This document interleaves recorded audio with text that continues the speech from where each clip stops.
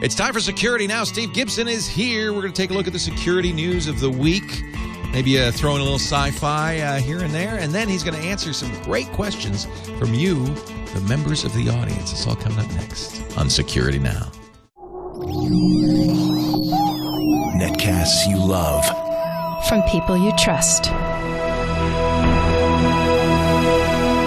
This is TWiT. Audio bandwidth for Security Now is provided by the new Winamp for Android, featuring wireless sync and one-click iTunes import. Now with free daily music downloads and full-length CD listening parties. Download it for free at winamp.com/Android. Video bandwidth for Security Now is provided by CacheFly at CacheFly.com. This is Security Now with Steve Gibson, episode 362, recorded July 25th, 2012. Your questions, Steve's answers, number 148. Security Now is brought to you by GoToAssist from Citrix. Take control of your IT world from one simple cloud-based platform. Provide live or unattended support to all your users anywhere. Sign up for a 30-day free trial today at GoToAssist.com. Use the promo code SECURITY. It's time for Security Now, the show that protects you, your loved ones, their privacy, their security online. And we couldn't do it without this guy, the explainer-in-chief, Mr. Stephen Gibson. Here, let me just move the painkillers out of the way. I didn't ask you before we began officially. You are recording this, right? I am recording this, sir. Normally I ask before. No. You need not ask. I have trained professionals now who push the buttons if I'm incapable of doing so. When was it that you recaptured the feed from Justin? Oh, gosh, yeah. We haven't done that in a while, though. I don't know if we've done that since we moved here. This is now, well, actually, maybe we have. Speaking of which, it's coming up on a year, isn't it? Yesterday was 1 year, and Dick DiBartolo flew out. We had a little parade recap, a party, sheet cake. It was so fun. It has been 1 year. Isn't that amazing? Yeah. And I'm so happy here. We really... Well, my God, you've built yourself a little kingdom. It's fantastic. Yes. And I'm the Napoleon of this little kingdom. No, it is so great. And, the real joy of this, and it sounds insincere, but I'm deeply sincere. The real joy in this is the people I get to work with, like you. I get to talk to you every week. If it weren't for this, I probably wouldn't. We wouldn't, because we're both busy people. Yeah. The people in the studio that I get to, I just love the team. And so that's a real blessing to be able to come to work. Because I know I've been in jobs where I had a stomachache every day going to work. Oh. And so it's such a joy to come in here. I had a job once. I was in my mid-20s. I had to put alarm clocks down the hall from the bedroom to the bathroom just to drag me it's bad along. Sign. It's like, You've worked for yourself, though, for almost your entire life, right? Ever since that job, yes. You see, unlike me, you're smart. You learned a lesson. I had to wait till I was 50 before I figured that part out. But you learned the lesson early and this is, I think, a really important lesson. And I'm trying to get this into our schools, certainly the high school. Everybody else is a moron? Is it that lesson? Well, that's the subtext. But the real lesson is you don't learn to get a job. You learn to make a job. And not everybody can do this. And certainly, I have 25 employees. Thank God they're employees. But if you can learn to be the person who creates their own job, you will, I think, often be happier. You may not be more wealthy, but you will be happier. Yeah. And you can have, you can work a lot more and have periods of stress, but at least it's yours. Yeah. It may be small, but it's yours. There's nothing worse than, in fact, I remember I saw a study years ago of what people are happiest in their jobs. And it was traffic cops and orchestra conductors were way up there. And it was because they were calling the shots. The thing that's more stressful than anything else is having somebody else tell you, at least it is for me, and I think this is true in general, what to do. That's stressful. Well, and that's why I have a small company and I'm just a really crappy manager. I don't want to tell other people what to do. I don't like looking over people's shoulders and Me too. a manager. Right. I hired people back in the day and just wanted them to go, launch and do it. Go. Yeah, just do it. Yeah. Yeah. And it would work. It was sort of a parabolic launch. It would, go up and reach its crest, and then it would begin coming back down, and we'd have a crash landing about 4 or 5 months later, because they just realized, oh, look, if I don't come back for lunch, Steve apparently doesn't notice. Yeah, we have that problem here too. But see, I did a really smart thing. I hired Lisa, and she is a good manager. She knows how to manage teams, and I let her do that. So this is the other lesson: create your own job, and then if you can, hire people to do the parts of it you don't want to do. And that's what I have. Sue and Greg famously handled customer support and all of the books and bookkeeping and finance and stuff. And so I get to do the fun stuff. And, exactly. They're happy that I give them total freedom with scheduling to do what they need. So it works. Exactly. That's how TWiT happened, by the way. I wanted to do the shows, but my dream, and I thought this was pie in the sky, was to do a show, like do this show, and then get up and walk away and have everybody do the stuff I didn't want to do, produce it, edit it, push it, all that other stuff. And I have it now. It's so cool. Yes, as I said, kingdom. I get to do what I'm good at, and I avoid what I'm bad at. Boy, was I bad at doing taxes. Boy, was I bad at doing payroll. I'd be in prison. The IRS. I would be in prison too. Not because I meant to do anything wrong. I would have intended to write them that. I just kind of forgotten about it. Exactly. Yeah. Anyway, we have security news, and this is a Q&A episode, 148. 148. It is? Yes. Yes, it is. No, that wasn't a question. Now, how many questions? This is the 148th question and answer episode. Yes, and otherwise we would never finish this podcast. Only 10 questions. We haven't started it yet, so perhaps it's fair that we wouldn't finish it. We had a bizarre event since I last spoke to you, which was probably the single most tweeted observation from the people who follow me and wanted to make sure that I knew about the news of Unbreakable Crypto, which allows you to store a 30-character password in your brain subconsciously so that no one can torture it out of you. What? So like you don't even know it? You don't know it. Now, the bad news is it doesn't do that. Oh. It's not 30 characters. It's a little better than 30 bits. So, unfortunately, the headline, and this was in Extreme Tech, and for what it's worth, I'm seeing whatever Extreme Tech talks about, I get tweeted. So we have a huge following of Extreme Tech watchers. It's a good site. It was started by Bill McCrone. You remember Bill? Oh, right? Of course I know Bill. Yeah. It's as if he was the former editor-in-chief of PC Magazine for years. Yep. I don't know who owns Extreme Tech these days, but it's his idea was PC Magazine was getting its lunch handed to it by sites like Tom's Hardware and Anand Tech. He said, well, we should do an enthusiast site. And that's the result, Extreme Tech. So this is the article here. But they got it wrong, unfortunately. The headline is wrong, and I want to talk about it because what it does, it is serious neuroscience. It's being presented at this upcoming Usenix conference, and it really does work. So they were a little wrong in like this 30-character password storage. It doesn't do that. It actually stores something with an entropy of about 38 bits, which is more like 6.5 characters. But that's not very strong, is it? Well, and it's authentication only. Oh, anyway, we'll get into it. I imagine you've got a sponsor you want to talk about, and then we'll get into our show, and we'll do that, and a bunch of questions. You are so good. And what a great tease. Steve Gibson, the explainer-in-chief. And we're going to show you how you can store this in your subconscious, right?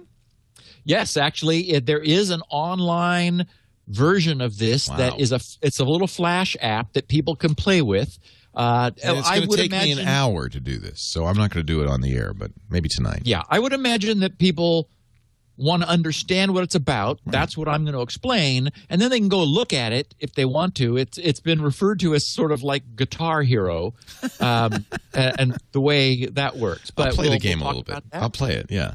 And we'll do our user-directed episode of Security Now this week. Yay. But first, a word from Citrix, especially for the IT professional out there. I know there's a lot of you, and you are, I'm sure, using a tool, probably Citrix. It's certainly the most used tool for remote support by a large margin. I think it's a plurality, something like 38% compared to the other guys in remote support. But GoToAssist is now even better because they've acquired a company and added a new capability, remote monitoring. And this goes hand in hand, if you think about it, with remote support to make you a support hero.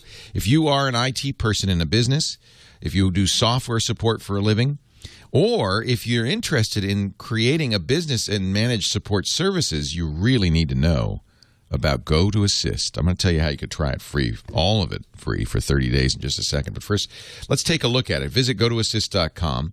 We've talked a lot about remote support. It's fast, it's secure, it's cross-platform PC and Mac and mobile devices. You can literally support people from an iPad or an iPhone. Unattended support, up to 8 sessions at the same time, all of those features. This is the new part, the monitoring module. Because if you can watch what's going on your customers or clients or supportees systems, you can often fix the problem before it's a problem, saving you time, making you look kind of magic. They've got server health monitoring, inventory management, network tracking. You could set up your own alerts. It all starts by putting this crawler on the system. The GoToAssist crawler automatically detects everything. It says all devices on your network, but it's not just devices. It's software, too. All the hardware, all the software, all the network-attached devices. You've got this great inventory list, and now you could set up a customized dashboard. Say things like, we'll monitor the hard drives to make sure they don't get below 10% free space. Or take a look at network activity, and when saturation is better than 80%, I want an SMS message. I want an instant messenger message. I want an email. You could display stats, track, and trend key metrics like CPU load averages, memory, and disk utilization. It's all there. And this makes you, I'm telling you, a support hero. Because as soon as there's a problem, boom, you fire up the remote support module, you fix it. Russell Tammany, our IT guy, uses a similar tool. We gave him GoToAssist, and he said this is so much less expensive and so much more powerful. He's actually worked with these guys to add features to make it even better. I love this. By the way, he does manage support services. He has over 300 clients. There's a 3-man shop, and it's the tools that make it possible. Plans and pricing very affordable, but here's the deal. You get a 30-day free trial right now if you visit GoToAssist.com, click the Try It Free button, and you'll see there's a space for a promo code. You actually have to click a link that says promo code? Yes. And put in security. That's all. Just not even security now. Just security as the promo code. And spell it right. I spelled it wrong. Security. And we will get credit, and that's a good thing because we want to make sure Steve gets credit for the new client. Try it free for 30 days. GoToAssist.com. Use the offer code security. And let me know what you think. Steve Gibson, time to plant something subliminal in my mind. Okay, so this is very cool and sort of tangentially security related. The idea is that neuroscientists have long known that it's possible to teach us things sort of like muscle memory in the way that, like when you're learning to play tennis, you have to be very conscious about everything you do, where your feet are, how you move, where your balance is, how you're gripping your racket. It's very conscious. And if you're serious about the game, you'll get a pro to work with you and look at you and sort of get you started down the right path. But what happens is that after some length of time, that becomes unconscious or subconscious. That is, you're directing yourself at a higher level, and it's often called muscle memory, where It's not there's actually no muscle your in my brain. It's not actually your muscles that are remembering, but it's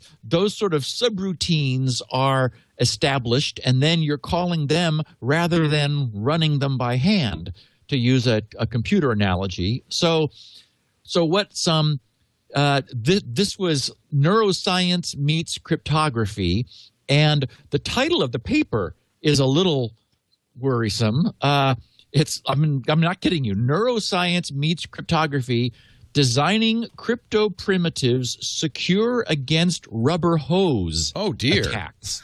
So, and of course, a rubber hose attack is the slang for torture. Hitting somebody. Yeah, exactly, hitting somebody over the head or somewhere to get them to tell you what secrets they have. So, what these guys designed is a means for training people on a sequence of events such that they're unaware of the sequence, but they, on a subconscious level, they become better at following one sequence than another.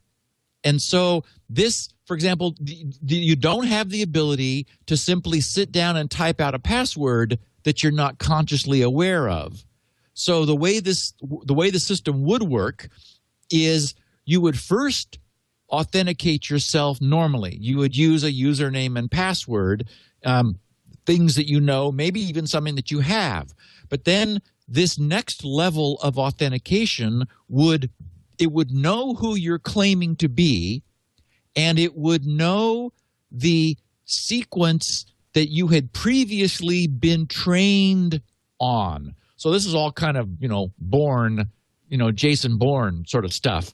And the idea is it would give you a sequence of events that you respond to, knowing what you're supposed to be better at, that is, that you have been previously trained to be better at, than somebody trying to impersonate you.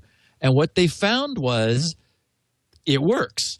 That is, so what's online, and our listeners can play with it, it's brainauth.com/training. And if you go there, you skip around a couple initial screens. If you just go to brainauth.com, there's this strange thing about how you're going to get paid $5. Now you've convinced me.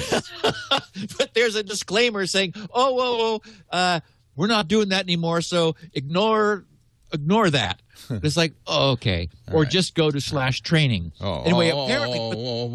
it's going so fast, I can't keep up. It's like Guitar Hero. What they were doing was, initially, they were soliciting people to train up on the sequences for their research, and when they finished it, they would get a coupon that was redeemable for $5. And so they were offering $5 probably for some, students at Northwestern. This is a guy at Stanford, some people at Northwestern, and SRI, the Stanford Research Institute, put this whole thing together. So what you'll see there is 6 columns. And terrible at this, as I am at Guitar Hero. Yeah, and these circles drop, and the columns are A, D, F, and J, K, L, which are 2 groups of 3 keys on the keyboard. And so the idea is it's choosing what drops in what sequence, and you're supposed to be pressing the keys at the right time to get these things to drop into the holes that are down at the bottom. So with 6 symbols, what they were trying to do is they're trying to build associations between temporal associations between pairs and triplets and quadruplets. It's too hard. I can't do it. Where this 30-character thing came from is actually what's known as the Euler walk. If you take 6 things and you draw interconnecting bidirectional arrows between each one and every other one in sort of a big star formation, then the Euler walk traverses each path through that exactly once. And so that does result in a 30 object sequence. And so what happens is this thing, when you're using it, it arbitrarily chooses an Euler walk through this 6-character alphabet, essentially. Euler is E-U-L-E-R, like the Euler constant? Exactly. Okay. He's a famous mathematician. Way old old guy. And long dead, but he would hate this game. What are you doing? He explored all these things a long time ago. So anyway, so what happens is without you being aware, and this also throws in non-training sequence events. So you're not just training up on exactly that Euler walk. It deliberately throws in other things. And the point is, you don't know, thus, what parts of what is happening on the screen is part of the secret sequence you're being trained and what isn't. So you're never given it. You're never explicitly told, here is your 30 character sequence. Instead, you just play this game several times for 30 to 45 minutes, they say in their paper. And they run through it a number of times. Then they wait a week, and then they wait 1 week and they test you again, and 2 weeks and test you again.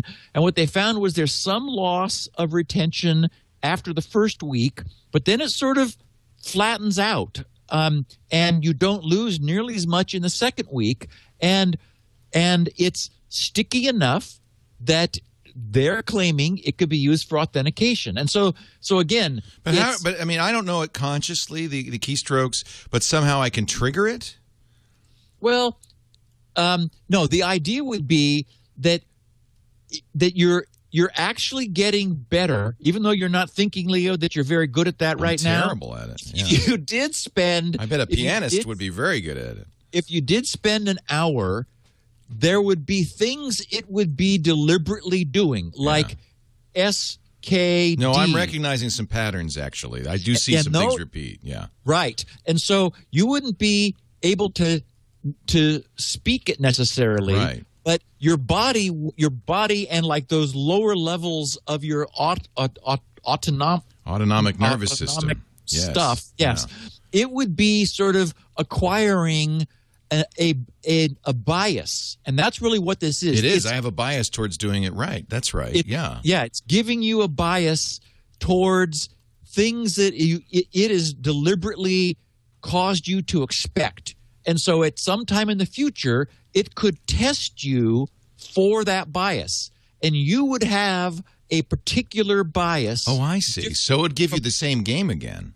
Basically. Yes, yeah, exactly. And that's why it couldn't recognize you from a crowd. Right. But if it thinks if you're claiming to be you, then it could test. I should be better at this than somebody off the street. Exactly. In this particular sequence that I get again and again. Yes. You should be better at the one particular pattern that you had been previously exposed to. Right. Thus the Jason Bourne sort of. Yeah. Analogy. He doesn't know. He doesn't know he's Jason Bourne. But right. He is. He triggers. This is going to drive me insane. I can't stop. So SISL, Serial Interception Sequence Learning.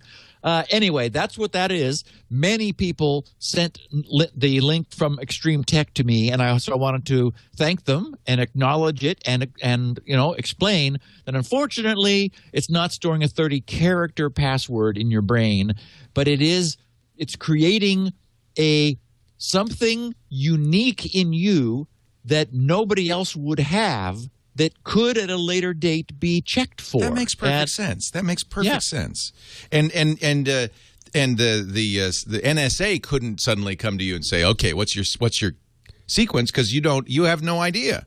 Exactly. It makes sense. And it is muscle memory because I would guess it's probably as much muscle as it is brain. I don't know. I think at some point after about 30 minutes, you probably zone out. And you do. It's not, You just sort of start doing this, and you're thinking about other things while you're continuing to try to press the right keys. And it probably actually does, sink into your subconscious. There's a 17-page PDF, if anyone really wants to go into this, if you just put in probably rubber hose crypto. It's pretty much a unique phrase. Yeah, I think that Google will find it for you, and it's interesting. It's I mean, you pretty much know all you're going to find out from having just listened to this from me. But they said a cross-disciplinary team of U.S. neuroscientists and cryptographers have developed a password/passkey system that removes the weakest link in any security system, the human user. It's ingenious.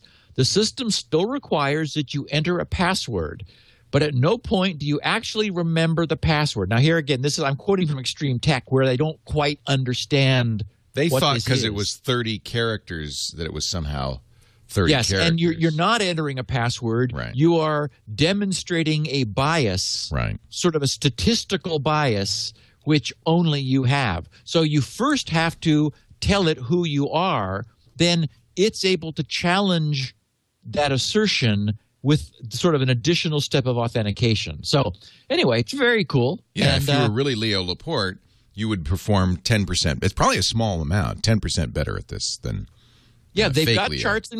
charts and graphs, and it's enough better that statistically, it's useful. Yeah. You could imagine some really over the top super. It is about 10%. This is interesting. 8.6% difference. Yes, and it's that close. Yes. Yeah, it's very interesting. And they used Mechanical Turk to do this. Did you know that? Yeah, on Amazon. On Amazon. That's really interesting. What a good way to get research subjects. Wow, I love it. Yeah. So, a little sci-fi By the update. way, in their bibliography, among other things, this is where the rubber hose comes from. An article on CNET: Turkish police may have beaten encryption key out of TJ Maxx suspect. So maybe they named it appropriately. Yeah, I'm afraid maybe they did. Wow. I wanted to give our listeners a bit of a sci-fi update. I did read those last two, the most recent two, Lost Fleet, Beyond the Frontier novels. I mentioned after having only read, I think I was in the maybe 2/3 through the first one, which was Dreadnought, that it was really sort of disappointing me. I wanted to mention, just for those who had read the first 6, that 7 and 8, 7 is a little slow, but 8 really picks it up. And I'm not sure why I'm not as enthusiastic about it as I was the initial ones. I don't want to lead anyone on, but it was good. And so if you're looking for something to read and you like that the Lost Fleet series, 7 and 8 are useful. And Invincible, which is the last one, was better. And I'm now in the process of Kill Decision, which is Daniel how do you like Suarez. that? Yeah. Yeah, I'm just starting. It's back. I'm back on my stair climber again.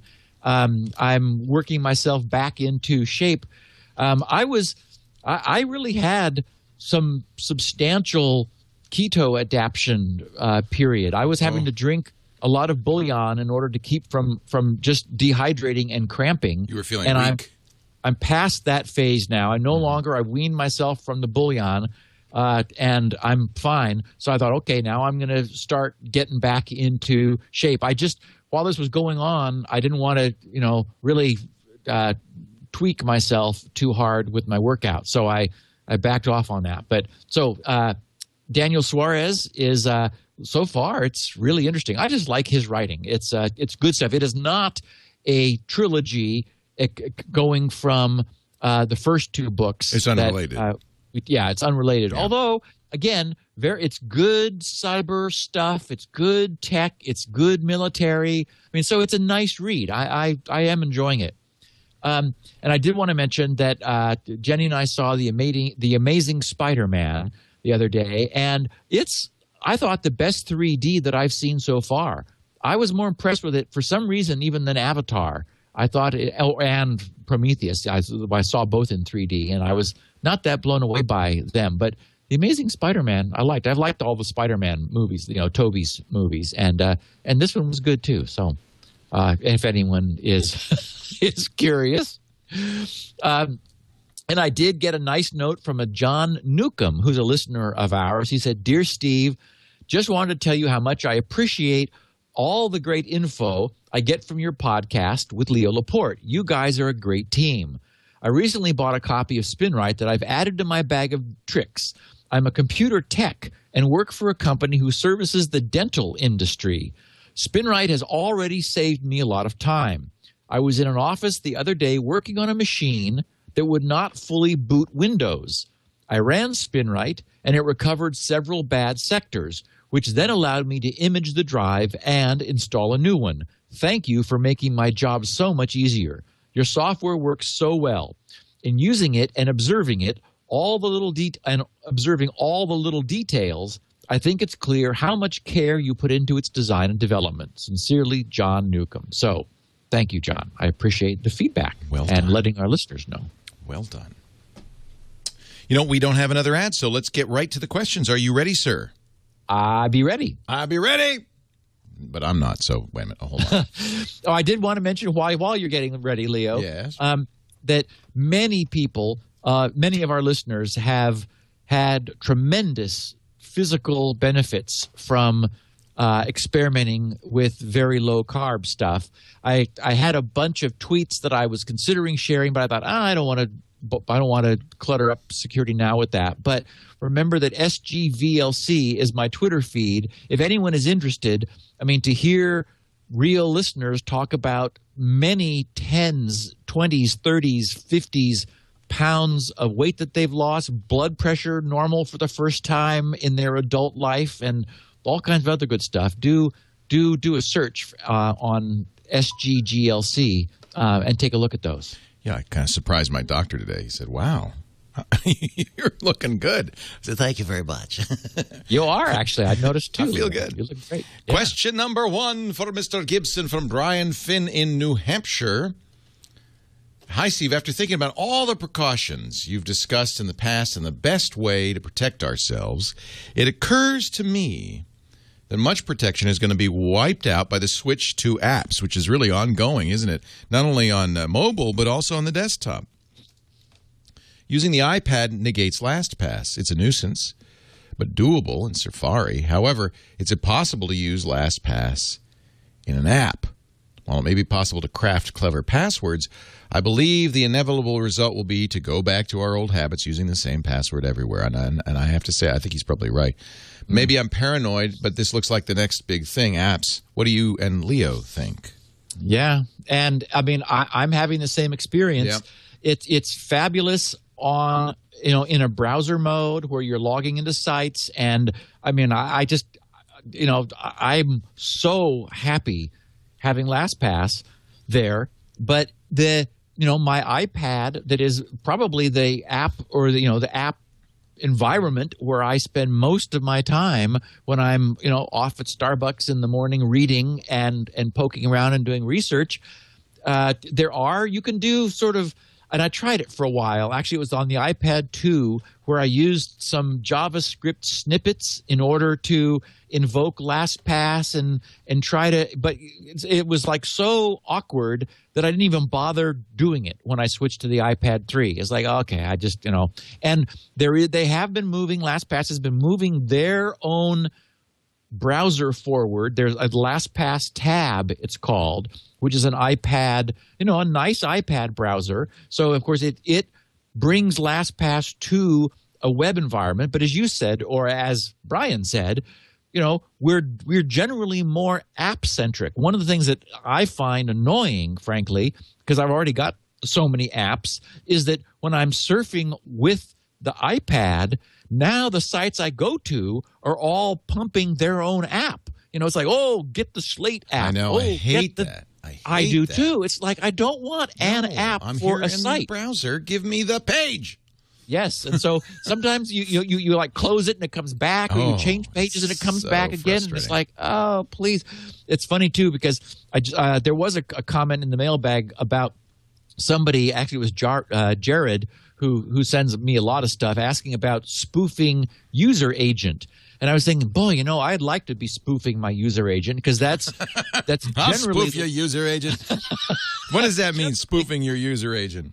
Well, the user agent is part of the request header that browsers send out to tell the server what it is. You know, like it used to be in the old days, they would disclose the screen resolution. Now they'll say, I'm iOS and Safari on an iPad, blah, blah, blah. And so that's how these sites know that you're in mobile mode. And in fact, one of the things I find annoying is I'm unable to authenticate with PayPal when I'm mobile and I want to get something through eBay on PayPal, because the mobile version of PayPal gets all tangled up because I've got multiple one-time password things. I still have the football from the old days, and I've got the VIP, the VeriSign identity protection running on my BlackBerry. So I've got mobile, 6-digit changing, time-based changing code. But that requires an extra step in authenticating, because you've got to tell it which one of the devices you want to authenticate with. And the mobile version doesn't understand that. And so, and once for a while they had like a button to like go to the non-mobile site. It's like, oh, thank you. That's gone now. They upgraded and they took it away. So I'd like to be able to tell them, no, this is not, I'm not on an iPad. I'm on a, IE on Windows. And that's information that comes through the user agent, which is where the browser declares what it is. So it would be nice to be able to spoof that. And in fact, I think the LastPass tab browser does offer you that option. Oh, that's nice. That's a separate browser for LastPass Pro users. Yes, exactly. And worth taking a look at if you're really a committed LastPass person and you're an iPad user, because it does give you access to LastPass, your LastPass database synced through the cloud, secure as we know it is, with websites. But I still like to use Safari. It's there. Apple kind of pushes you that way because you can't change the default browser. So when you click a link, you're going to get Safari. Chrome has, and this is one of the nice reasons to download Chrome on iOS, it has a menu item request desktop version. So you can in Chrome on iPad, and I think on iPhone too, say, give me the desktop. I don't want the mobile version. Give me the desktop. Download Chrome on your iPad as opposed to... It's available for the iPad. Oh, Chrome. Google Chrome. Yeah. Ah. So that is a nice feature of Google Chrome. Yeah. But Brian's right. I mean, as we're being pushed away from a web-centric mode in our mobile devices... Well, we got to push back. We can't let people... Yeah. This is annoying. Yeah. For other reasons. I think a free and open web is important. Yeah, and I like the idea that the model that Google has initiated and other people are following of the web browser being your portal. That there's a lot about that works. Yep. That's how it should be. But you can't can't control the advertising as well. That's the issue, of course. Jay Atkinson in Sydney, Australia, was left with a coddling question.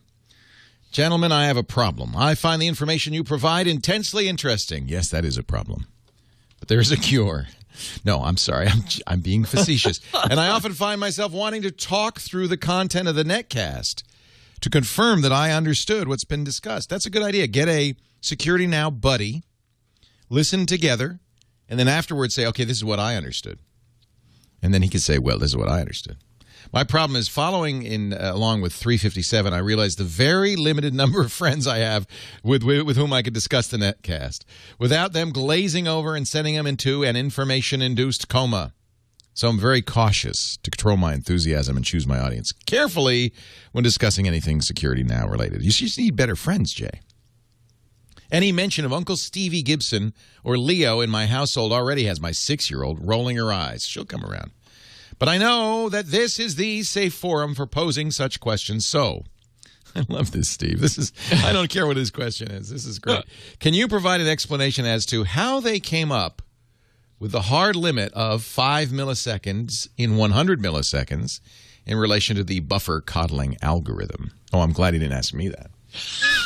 As on the face of it, it seems an arbitrary timing. Do you see any reason these timings would be needed to be reviewed in the future? Thanks, gents. Leo, hope to catch up on your way down this way later in the year. I will, Jay, be in Sydney on November 7th. And I think, is it Brisbane? I think Brisbane on November 9th. Jay Atkinson, Magulagum, Sydney, Australia. Your response, sir. Yeah. So great question. And I know, Jay, many of our listeners can sympathize. Relative to the 5 milliseconds in 100 milliseconds, we'll remember that what that was in the coddling algorithm was their criteria for whether or not to start dropping packets at an accelerated pace. If sometime during 100 milliseconds, the delay through the buffer ever got down to 5 milliseconds, then the algorithm was happy with leaving things alone.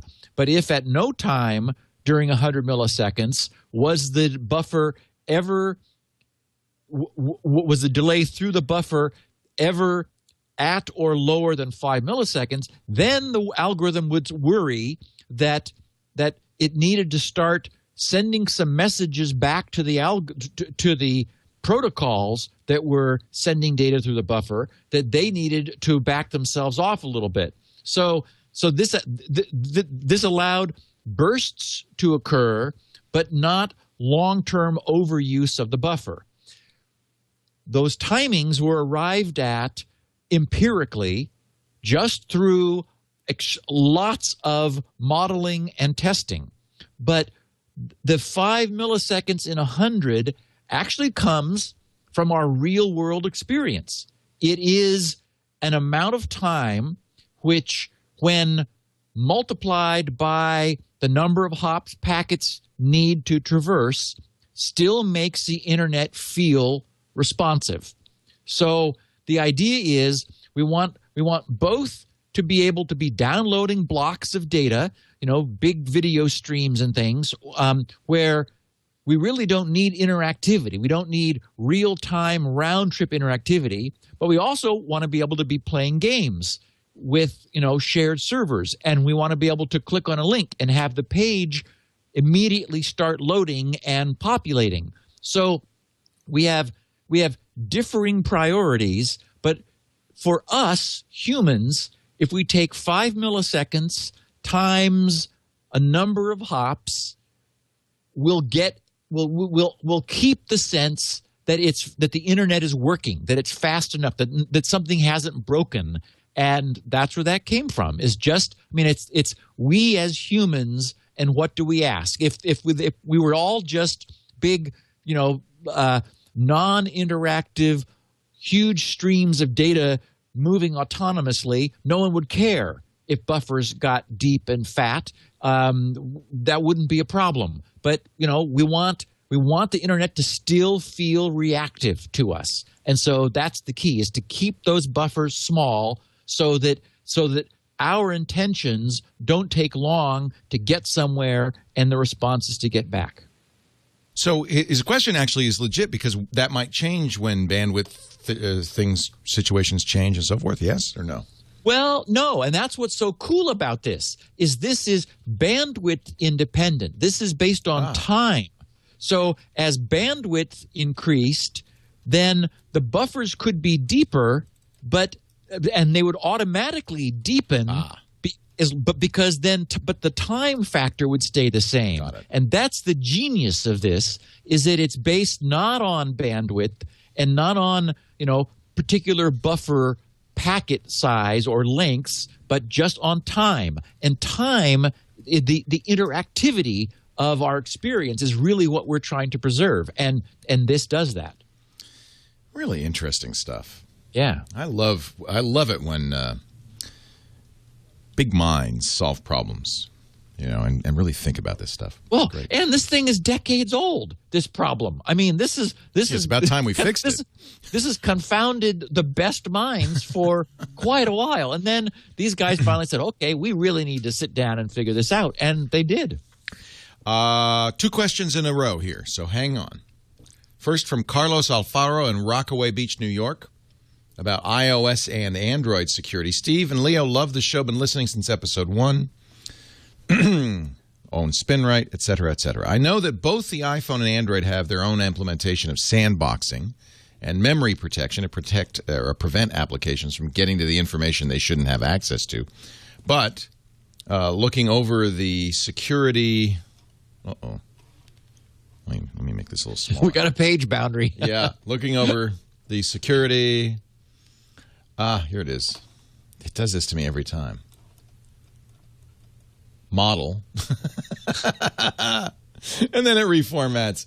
Okay, let's see. Let's view this as a single continuous scroll. Thank you.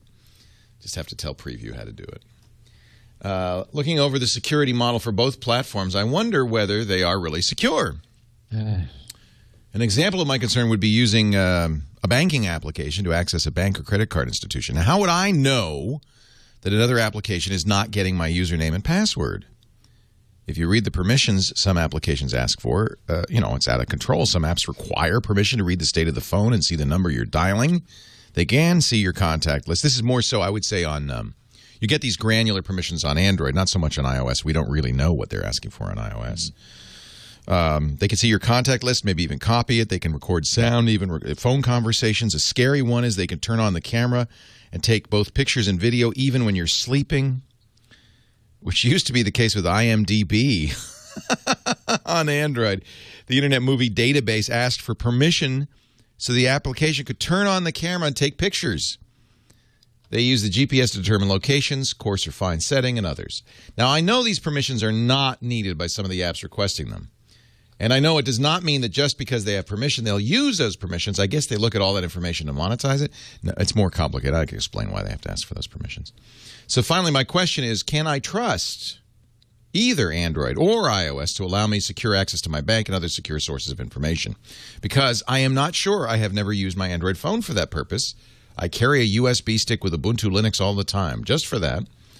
So I've removed all applications that ask for permissions other than what I think is necessary for them to fulfill the purpose for which I installed them. Thanks again for looking at my question, and I apologize for such a long email. Carlos Alfaro, Rockaway Beach, New York, and Brian Tannehill of Overland Park, Kansas. Same kind of thing. I heard the news item a couple of weeks ago about Microsoft telling us to abandon and disable desktop gadgets in the sidebar because they're insecure. 5 years later. I'm amazed at how everything is riddled with security vulnerabilities. I want to know, is it feasible to produce a reasonably secure operating system, or is this nonsense going to continue forever? Okay, so Tannehill. Yeah. My sense is, and I'm sure you're seeing this and probably feel it, and our listeners I'm sure do too, we're still, as an industry, trying to work these things out. I mean, you were just talking about, I think it's before we began, that the new gatekeeper in iOS 10 or Mac OS 10, Mountain Lion, Mountain Lion, and how it's causing some problems for users who aren't used to it because it's additional protections that have been built in. The mobile platform is in general somewhat frightening. You know, we've covered throughout the years problems with apps misbehaving, with permissions not being handled correctly, so on. I mean, so there's the problem of the platform itself not properly restricting controls, with mistakes being made there. Then there's, as our first questioner asked, there's the problem of apps overly broad asking for permission. My pet peeve that we've discussed a couple times is the way the authentication platform OAuth, where, for example, you quote, sign in using your Facebook credentials, where you bounce over to another site and then come back. I'm annoyed that sometimes apps, where all you want to do is let them is allow them to, or for example, Twitter is another example where you want to sign in using your Twitter account. They'll say, oh well, the site you're coming from asking for authentication on Twitter wants to be able to post to your Twitter stream. It's like, no. Right. That's not what I want to give it permission for, but you'd have no control. You can't say, yes, authenticate me, but don't allow it to do those things. It's not an option on the screen. So, I do think it's going to take, as you said, Leo, it's going to take user pushback to some degree. It's going to take applications. The other thing that I see is sort of an egocentricity on the part of developers who all feel that their app is, God's gift to the platform, and their users are going to want to give it all these permissions so they can do all these amazing things. There was a story the other day about how Google, I think it was a Google R&D project, would be looking out of your camera phone to sort of see where you were and what was going on. And it would be able to recognize if you were at the beach and start feeding you beach ads. And I mean, it would know if there were baby strollers around, and then give you ads relative to those. And it's just, some of these things get a little bit creepy feeling. Yeah. And these guys got to be aware of this. And I agree, more granularity. Part of the reason that apps sometimes ask for overly broad permissions is because that's how it's set up by the companies doing the APIs. Is that right? Those are the only that's your choice. Things that they're given. Right. Yes. So one thing would be for Google and Apple to have more granular APIs where they could say, okay, you can do this. If you want to do this, ask for this. You don't have to ask for all of that and so forth. And I guess then of course the back pressure on that, because arguably at some level, even if everything was done right, if everything was bug free, if there were no problems in the platform, if there were no malicious applications that were going to be abusing this, then you still got the issue of users being annoyed by being asked anything. Right. Some users are just like, oh, don't ask me anything. Just go. And whereas they're going to have to get over that. Yes. Sorry. Right. You can't have both. You can't have apps that don't bug users and have privacy and security. You got to have one or the other. And I think there's more of us who care about privacy and security than people who say, oh, just do it.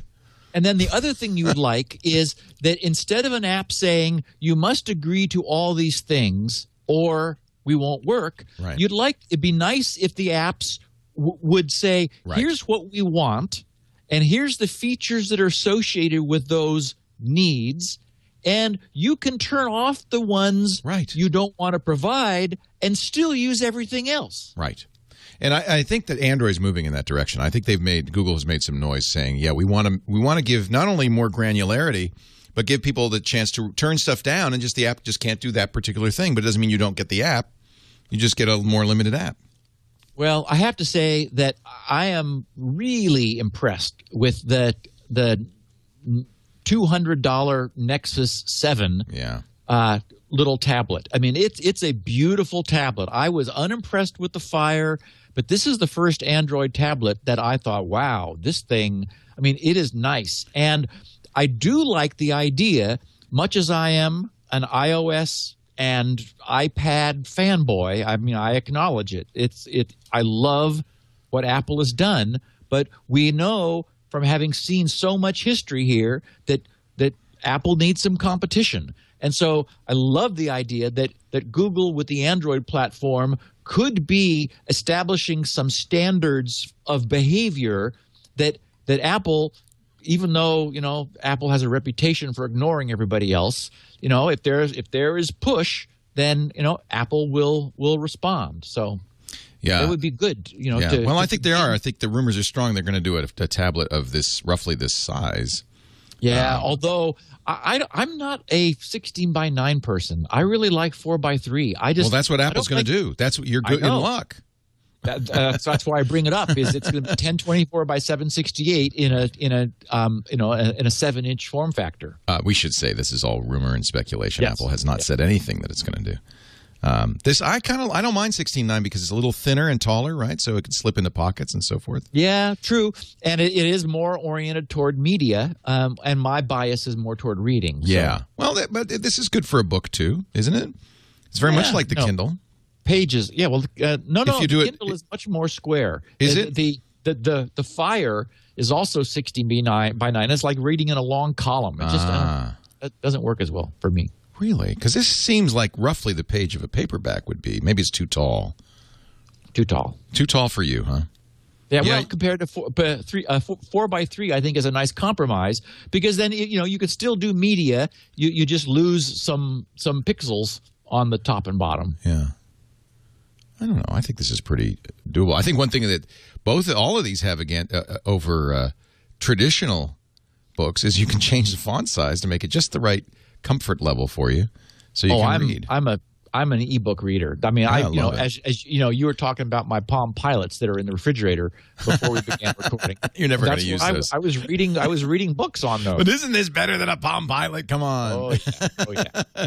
I have to say, I do believe that that transition is happening now. For a long time, I thought, oh no, paper books. But my generation will never give them up. My generation is giving them up. I see e-readers everywhere now. Everywhere I go, people love the convenience. They love the lightweight, the ability to carry dozens of books. Magazines, too. I think that's turned out. I don't read magazines, but for people who do, that's turned out to be a big part of this platform is reading magazines. I mean, avoiding that throwaway paper. Oh, I love that. So much sense. I'm so guilty. I'm a guilty New Yorker subscriber. Oh, I just want to read it. I don't need the paper. I don't need to make a coffee table out of them. And I think there are people also who, like myself, I like holding the thing. I like the technology. I mean, I was, jonesing for these things when Captain Kirk and Spock had them, and Uhura would bring the tablet over, and Kirk would sign off on the commissary or whatever it was he was. They hadn't figured out that styluses are dead. Oh, yes, Uhuru. Let me just prove that. There we go. Yeah, he was always signing something. He was always signing a tablet. Brandon Hamilton, Rockford, Illinois, writes, I'm worried about password security if the length is known. Oh, interesting. When it comes to brute forcing a password, we know the longer the password, the longer it takes to crack it. But what happens if somebody knows the password is X number of characters long? For example, somebody wants to hack an account on a site that has a password requirement of at least 8 characters. They know the password is at least 8 characters long, so they don't bother brute forcing 5, 6, 7 character passwords, reducing the amount of time needed to crack it. Same holds true, for instance, if a person or entity learned a TrueCrypt password was 30 characters long, they wouldn't bother forcing all the possibilities from 1 to 29. Wouldn't that significantly reduce the time needed to brute force a password? But how would one go about calculating this to determine if a password is still safe from centuries of brute forcing, or if it would now be cracked in a few years, thanks to the time you two put into producing a great show? I put no time into it. It's all Steve. What's the answer, Steve? But you show up every week. I show up roughly every week at 11. So there's no mystery to this. And in fact, one of the things that I appreciate is when I see applications and websites that deliberately hide the true length of your password. Sometimes they'll put up just a bunch of dots to sort of represent the fact that you need to enter your password rather than leaving the field empty, but they deliberately don't even show the length because it is understood sort of implicitly that, if you knew how long it was, that would give you a leg up on cracking it. I immediately thought when I was reading this of the password haystacks page because, it's all about the size of the dictionary and the length of the password.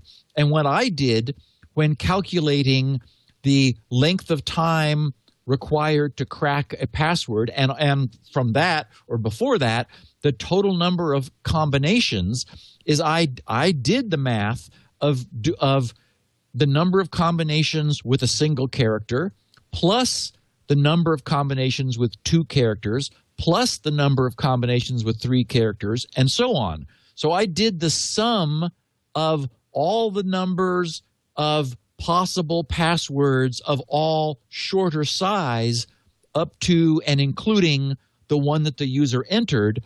And that because the the theorem or the thesis that I was working on was that a true brute forcer would start with A and then try B and then C, run through that, and then go A, B, A, C, A, D, and so forth in order to go all the way up. But Brandon's right. If you knew that a site said passwords must be 12 characters long minimum, then no brute forcer would try passwords of 1 through 11 characters. They would just start at 12. The real question is, how much time does that save, really, compared to what solving that 30-character password is going to take?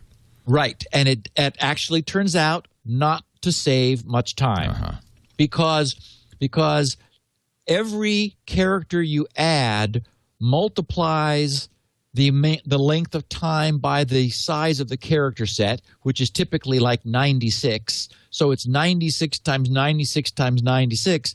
And even if you know the minimum, you still you are still having to go from there up to whatever their maximum is. And Brandon, if you're curious, you can use the Haystacks page to easily see that. So, for example, put in a large character set, 11-character password, and look at the number of combinations that the Haystack page reports, then type one more character and look at that and subtract the first one from the second one. And that will give you the number just for that. For example, if you put in 11 characters and then added one to make it 12, well, subtract the value, the number calculated for 11 from the value calculated for 12, and you'll see that it's going to be, on the order of 1%. Yeah. Something like that. A little more than 1% is what you're going to be losing. So the bottom line is it's such an astronomically large number to solve long passwords. We can give up a little bit, and it's still impossible. Yep. Not impossible. Time-consuming. To the point of absurdity.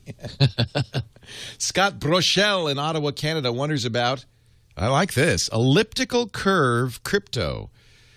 I had a question I was hoping your expertise could help me with. I'm a software developer investigating some licensing software, and I came across the term elliptic curve cryptography. Suspicious of any cryptographic algorithm I've never heard of, I did some research, and somewhat surprisingly, what I read seemed to make sense on a security level, as this cryptography works the same way as standard public key crypto with a hard math problem, often the integer factorization problem, but instead uses the discrete logarithm of elliptic curves. Ever heard of this? Is it secure? Okay, so yes. Clever. It is actually in the crypto community very well known. Mm-hmm. It is the currently most actively researched by the academic guys public crypto system that we have. What's interesting about it is that the computational complexity is lower, yet the apparent and well-tested and believed security is higher. So that's really important.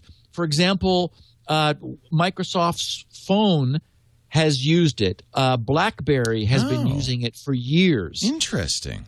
And it's a well-known technology. In fact, DNS Curve, which is the encrypted DNS technology, it's all ECC based, elliptic curve crypto based.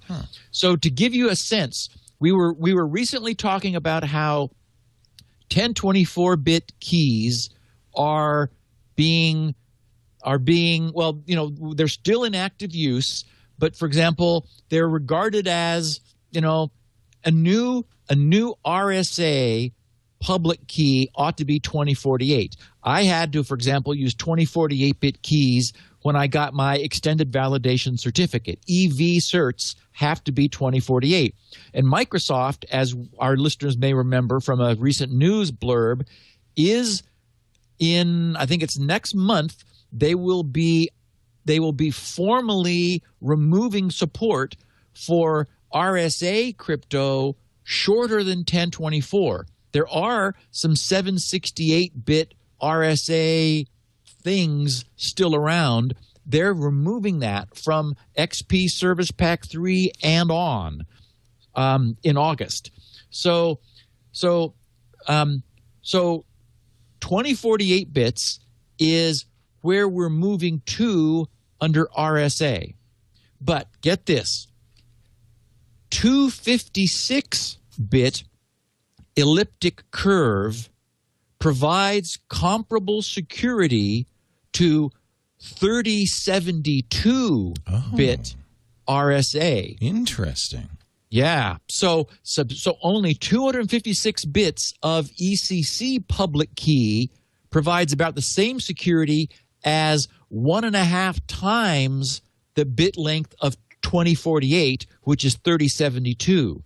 So, and the reason Windows Phone and BlackBerry and other people are moving towards ECC is, again, those are lower powered systems, and they need the benefit of that greater gain. Essentially, it's you get more protection for less cycles with elliptic curve crypto than you do with RSA, partly because you're able to get more security with a shorter key, and key length is directly proportional to complexity. As we've talked about, when you go from 1024 to 2048, you get a large scaling of computational complexity. So you'd like to keep the public key as short as possible, yet not sacrifice security. So ECC, it's well known. It's been around for many, many years. These very conservative crypto technologies take a while to happen. RSA's patents, for example, on the RSA technology, those patents expired in the year 2000. That was done so long ago. So, RSA is well known. Elliptic curve is less well known, but it is present in the various crypto toolkits now. So it's available, and anyone can use it without concern. As far as we know, it's absolutely solid. Sometime that might be a good to go into detail for how that works. Yeah, exactly how it works. It's a little bit of math. Yep. Abby Beckert in Cairns, Australia, waxes thoughtfully about browser session cookies. I'm a web developer, and I've noticed Chrome Firefox remembers cookies more than IE Safari. I don't know what that means, but maybe you can explain. But my question is, how long should a session cookie last? If you're reading your email and have 3 tabs open in Safari, and if RAM is low, iOS and sometimes OS X will suspend Safari to disk, then relaunch Safari again with the same memory. If you restart your iPad or iMac, they're suspended to disk and reopened as is. In OS X, Safari forgets the session cookies over a restart. It tells you the kernel it tells the kernel it's not capable of being closed, reopened in low RAM situations. I bet this will change soon, he says. But Chrome on a Mac and Safari and iOS can be terminated without losing cookies. I get it. So these are the session cookies that are, well, we've talked about them before. I'll let you explain. In a world where an app cannot be expected to be running at all times, perhaps that browser window is just a screenshot. And the app, I wouldn't be surprised, really. And the app has been quietly killed until you click it. When should session cookies be erased? And what about the reverse problem of users who never close their browser? I might leave a tab open on my iPad for 2 years, never closing it, or the iPad. Should that cookie be revoked or never be revoked? My conclusion is servers should simply expire cookies after inactivity, period. That is what I recently did when refactoring how our servers handle session cookies. 2 hours without reading a cookie, it gets deleted from the server. Clients can keep them for years if they want to, but the server will give them a new one if they try to use it. Abby, interesting question. Yeah. Now, this follows from our discussion about my recent discovery that only IE honors what we have traditionally thought of as session cookies. Right. when you close IE, and that was following on from a user in a Q&A like probably 2 back saying, hey, Microsoft didn't impress me with their support when they said, close IE and that'll flush your existing login sessions. And it turns out that Firefox silently changed the behavior of what we've always thought of as session cookies. I mean, I guess I've been programming HTML for more than a decade, and I'm old school. Session cookie means session. It means it's never written to the disk. By definition, it is never written to the disk. Well, browsers kind of went off the reservation. They all started cheating, except IE.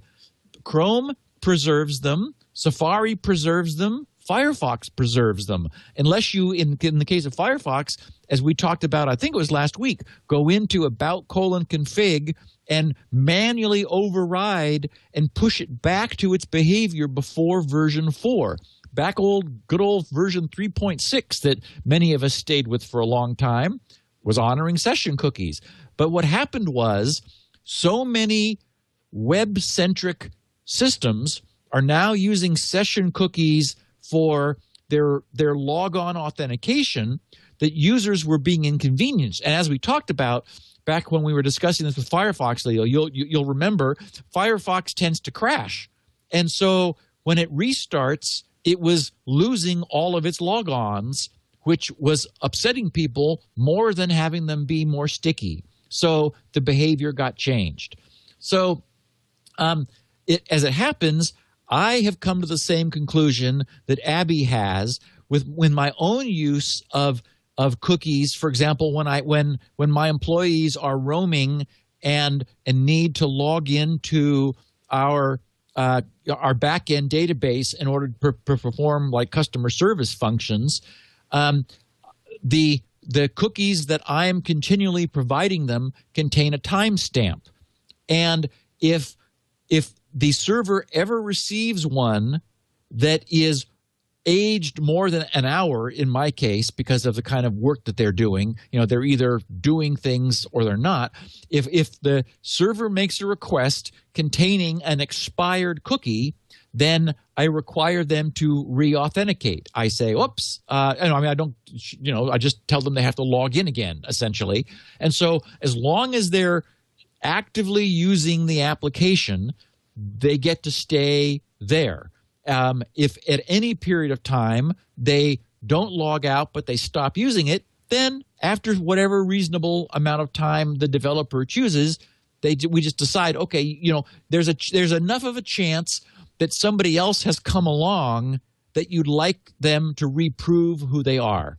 So, we're going to be fighting authentication issues, probably for the rest of our lives in this crazy internet world. But, I thought that this was a useful observation and comment from Abby. I think the idea of allowing people to explicitly log out or logging them out, and essentially session cookies are no longer being treated as what we used to think of them as session cookies. That's what's really happened, right? Yeah, it has. And so now it's up to the web developer on the server side to recognize that they could be getting a cookie from a year ago, a session cookie from a year ago. So they need to take responsibility for assuming that they are sticky. A year ago. It's true, though. Yeah. It's funny when he mentioned he has, he might have a tab open in iOS. I'm thinking, I got a couple stale tabs. And we never reboot anymore, right? That's all. That's all ancient history. Yeah. Bill Barnes, Charlotte, North Carolina, wonders what's all that jive about Java. Steve, every other episode or more, you talk about the evils of scripting, but you also mention good scripts and bad scripts, especially Java. So this has all left me confused. Could you enumerate in a single place what are the good scripts You say remove Java unless I need it, but Java's okay because it runs in a safe sandbox. I know there are 2 computer products called Java, right? But I don't know how to tell the difference. If I uninstall the program and add and remove programs, will I still be able to edit my blog? Thanks, Bill. Oh, I'll let you do this one. So, okay. It's a little tangled in here. Yeah. Nobody knows why Netscape named their client side. Oh, I know. You do? Yeah. Well, but nobody but Leo I'll knows. tell you why. I know. They were literally – there's a whole story about it, but go ahead. Okay.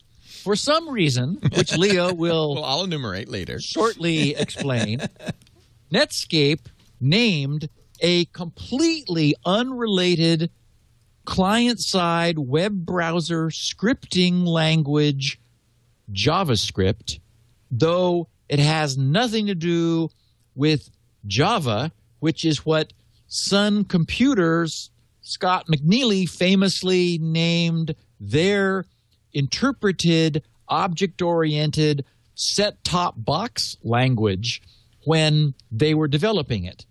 So what we have is 2 completely different entities.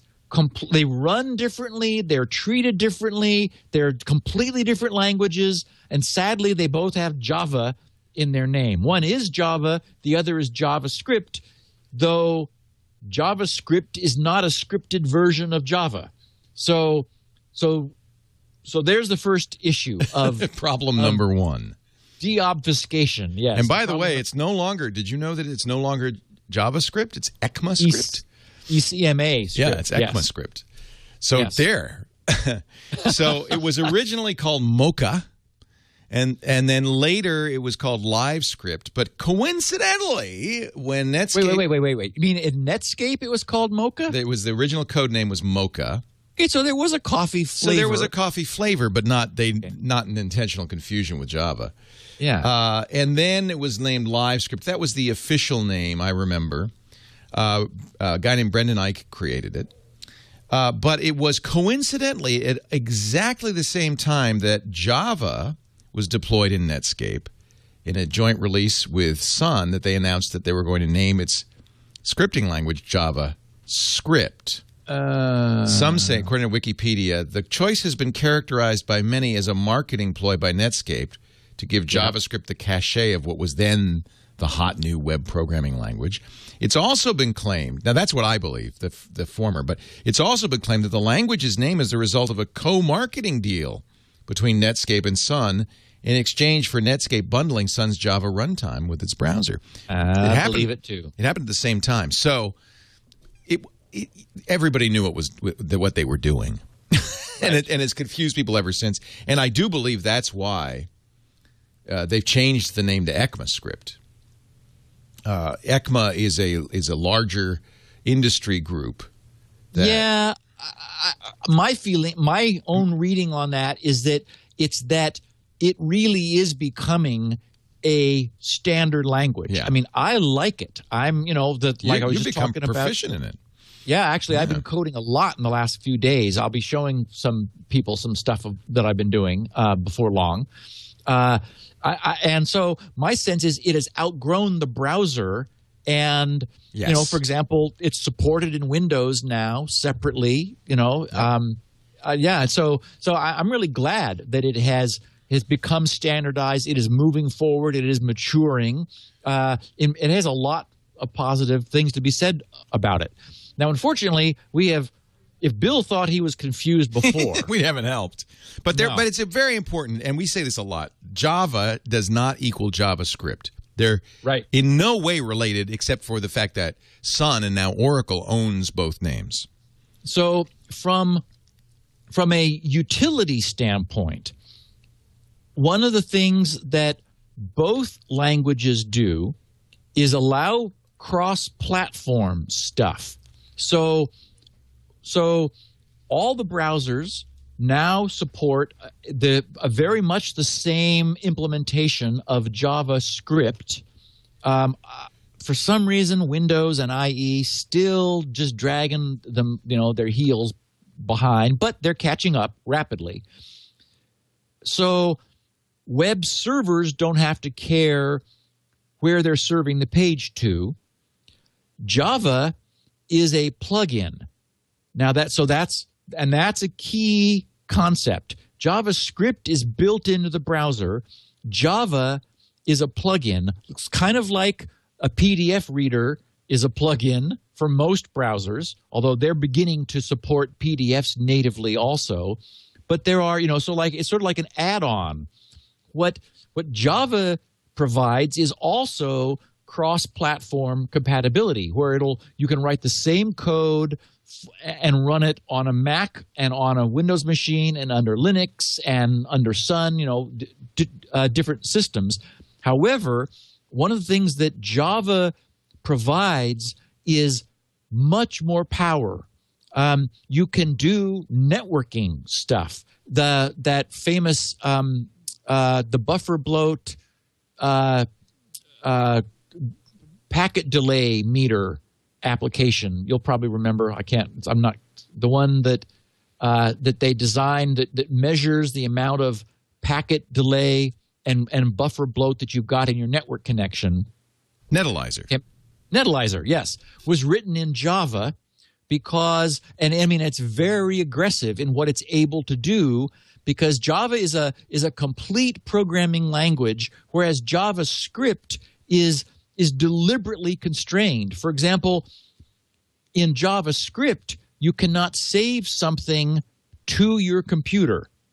They've deliberately kept it for doing browser visual things, but it's unable to write files to your PC. Java can do that, and so while technically they're both sandboxed in as much as they don't have lots of freedom, Java's sandbox, the Java plugin sandbox, is to keep its behavior constrained. Yet, if the programmers want it to do aggressive things like be a botnet, for example, it could completely do that. Whereas JavaScript doesn't have the ability to do those sorts of things. Or the Java plugin could write files to your system and often does, whereas JavaScript deliberately is constrained. So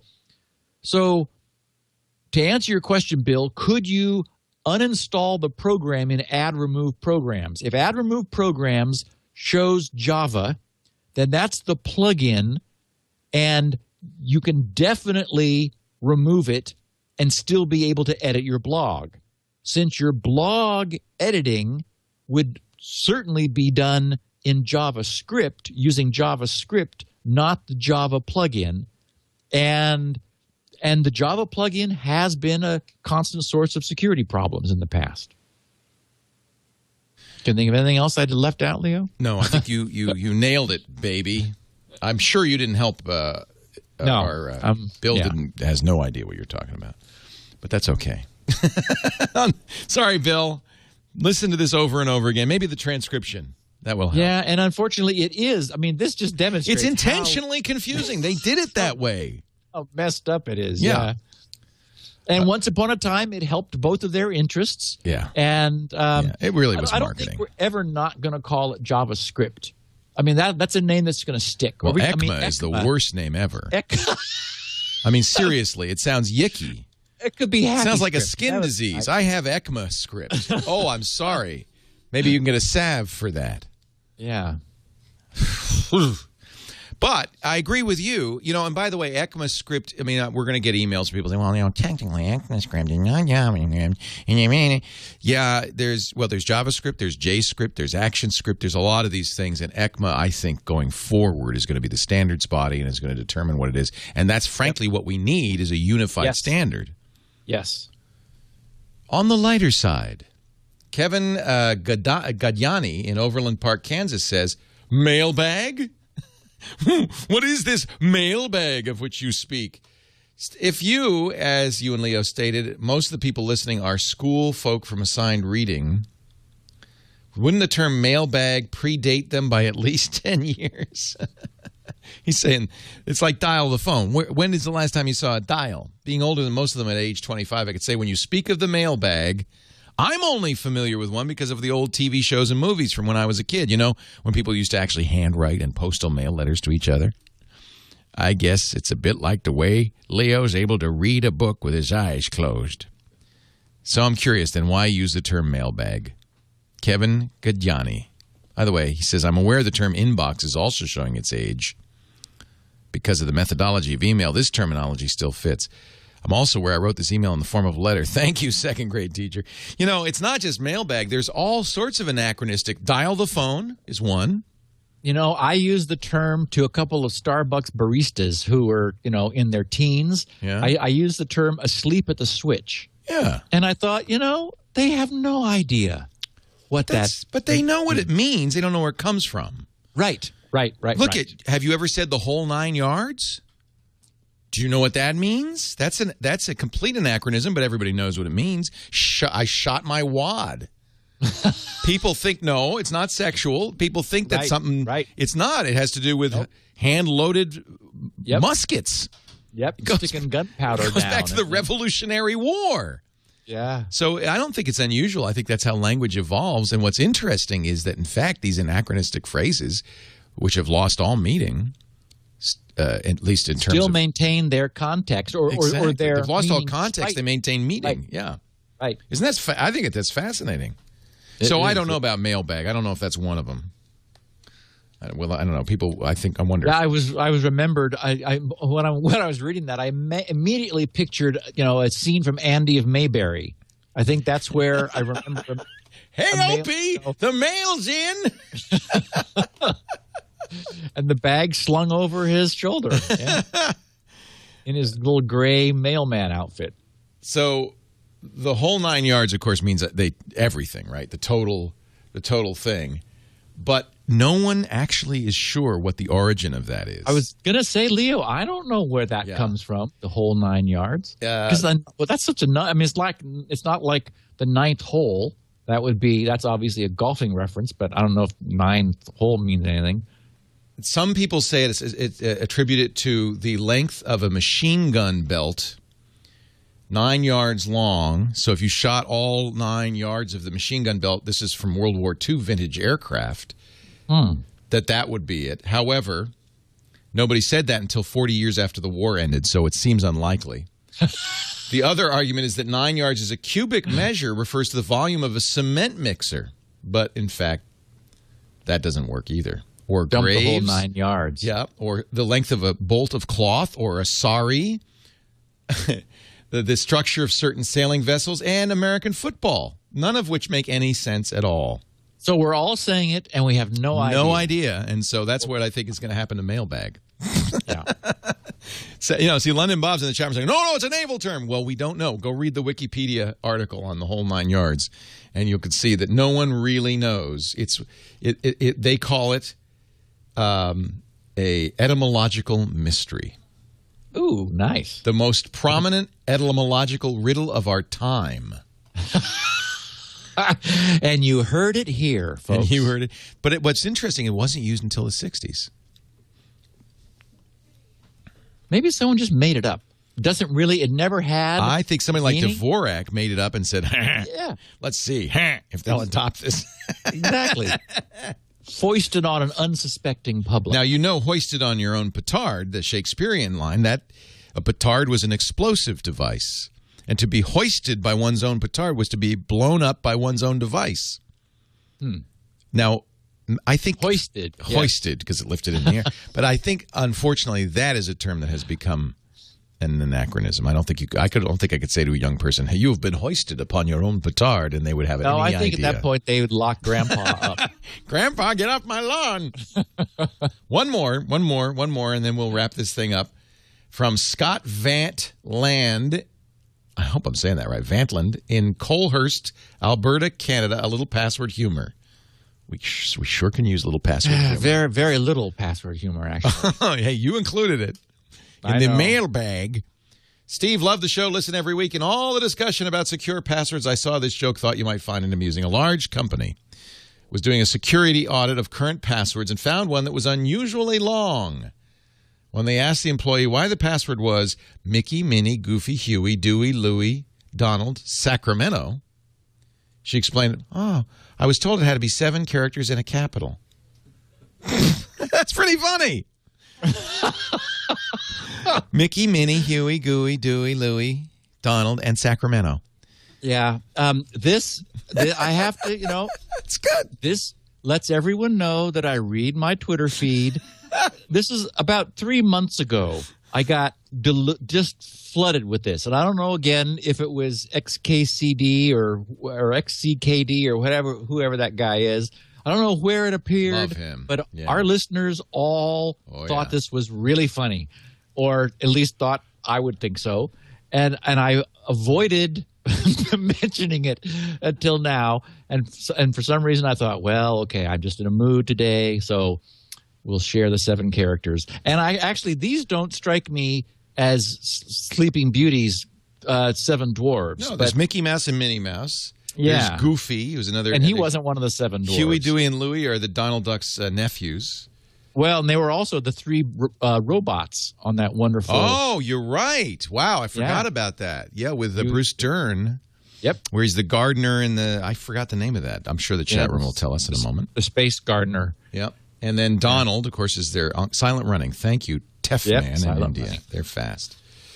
And Sacramento, of course, the capital of the state of California. Yeah. So 7 characters and the capital. Huey, Dewey, and Louie. Actually pretty secure. It's a great password, especially if you capitalize, you use commas. Yeah. That's excellent. Yeah. Might put an ampersand in there just to really throw them. Yeah, you do at Sacramento. At Sacramento. There we go. Steve Gibson's at grc.com. Actually, I think that probably pretty much describes the Senate that we have. Huey, Louie, and Dewey? Manny, Mo, and Mike? Goofy, Mickey, and Minnie. Goofy. Now, we can't get political, Steve. Okay. But I share your sentiments. And actually, I don't think there's anybody in the land who doesn't. We do this show every Wednesday, 11 a.m. Pacific, 2 p.m. Eastern Time, 1800 UTC, on twit.tv. It's fun to watch live if you want, but if you can't, man, we make it available in a lot of ways. And I'm not calling this a podcast, although it is. I'm saying on demand. How about that? How about that for modern? On demand, as needed, when you want it, where you want it, in audio and video. In fact, Steve, for the 16 kilobit folks, the folks with limited bandwidth, makes a 16 kilobit version available at his site, grc.com, and a text transcript, which is really lightweight. You can find that at grc.com. The feedback. Wait, what do you mean lightweight? Nothing lighter weight than text. 8-bit, 7-bit, probably ASCII. Oh, and it compresses down. Compresses like beautiful. Yeah. How big? Have you looked at that? I mean, really, after compression, it's just a few kilobytes, probably. Yeah, it's nothing. Nothing. You can read it with your eyes closed. You can also get Spinrite, the world's best hard drive maintenance and recovery utility, there, grc.com. And don't forget, if you've got a question, we do these every other episode, so you can put your questions on the form there at grc.com/feedback. He's got information about sci-fi, about diets, about secure passwords. You mentioned the password haystack page. That's grc.com/haystacks.htm. Yep. But it's all in the menu. It's easy to find. You can get audio, higher quality audio and video of the show as well at our site, twit.tv/SN. Or, it is a podcast, so if you subscribe, you'll get it every week automatically in whatever form you choose. And never any charge, thanks to our fine sponsors. Next week, do you know what we're going to do? I don't, but I think we ought to follow this goofy episode up with something really seriously deep and propeller winding. Okay. So I'm going to come up with a good one. You got it. Okay. Exciting. Thank you, Steve. Thanks, everybody, for joining us. We'll see you next time on Security Now. Thanks, Leo. Security Now.